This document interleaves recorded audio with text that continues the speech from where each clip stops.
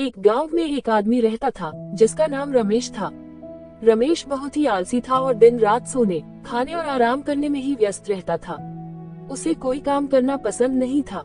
गांव के लोग उसे उसकी आलसी आदतों के लिए अक्सर टोकते रहते थे, लेकिन रमेश की आदतें नहीं बदलती थीं। एक दिन गांव में एक बड़े मेले का आयोजन हुआ।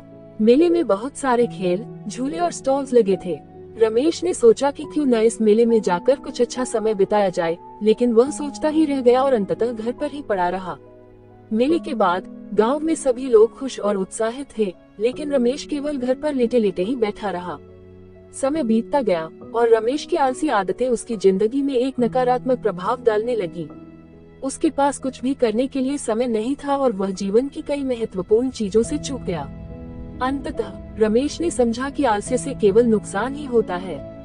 उसने धीरे धीरे अपनी आदतें बदलनी शुरू की और काम करने की आदत डाली।